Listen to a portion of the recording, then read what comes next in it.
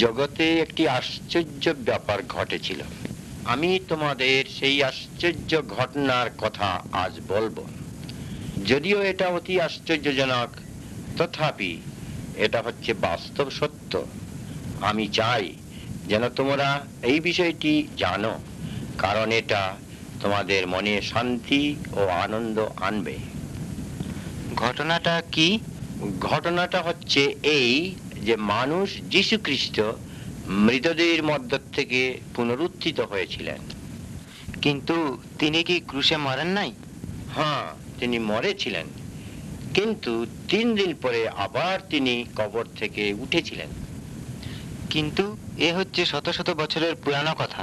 এটা যে সত্য কেমন করে জানো?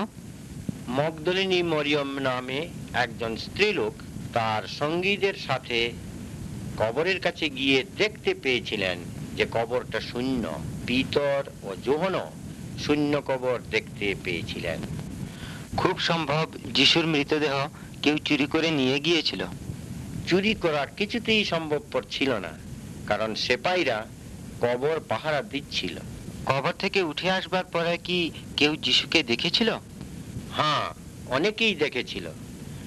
যে বাগানে যিশুকে কবর দেওয়া হয়েছিল সেখানে প্রথমে মগদলিনী মরিয়ম তাকে দেখেছিলেন। তারপর পিতর ও অন্যান্য শিষ্যেরা দেখেছিলেন, এবং সকলের শেষে 500 জন বিশ্বাসীর এক দল তাকে দেখেছিলেন। সম্ভবত তারা আত্মা দেখেছিল। জীবন্ত লোকের যে রকম শরীর থাকে, তার কি সেরকম শরীর ছিল? না, তিনি আত্মা ছিলেন না। থোমা নামে একজন লোক তার শরীর ছুঁতে পেরেছিল।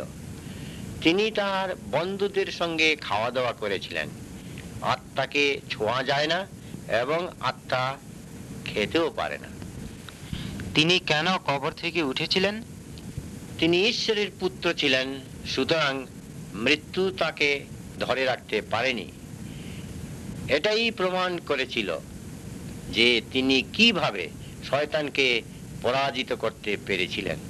ঈশ্বরের বাক্য বলে, যদি যীশু মৃতদের মধ্য থেকে উত্থাপিত না হয়ে থাকেন, তাহলে তোমাদের বিশ্বাস মিথ্যা এবং তোমরা এখনো তোমাদের পাপে রয়েছ। তিনি যে কবর থেকে উঠেছেন, এজন্য ঈশ্বরের প্রশংসা করো। তাহলে খ্রিস্টানের মৃত্যুকে কি ভয় করা উচিত?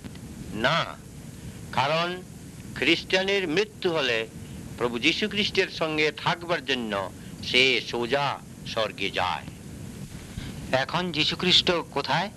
স্বর্গে আমাদের জন্য পিতার কাছে প্রার্থনা করছেন। যদি তিনি স্বর্গে থাকেন, তাহলে তিনি পৃথিবীর লোকদের কাছ থেকে নিশ্চয়ই অনেক দূরে আছেন। মোটেই না।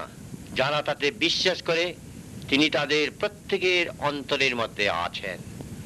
তিনি আমাদের তার ইচ্ছা জানান, যেন আমরা স্বর্গের পথ ছেড়ে বিপথে না যাই।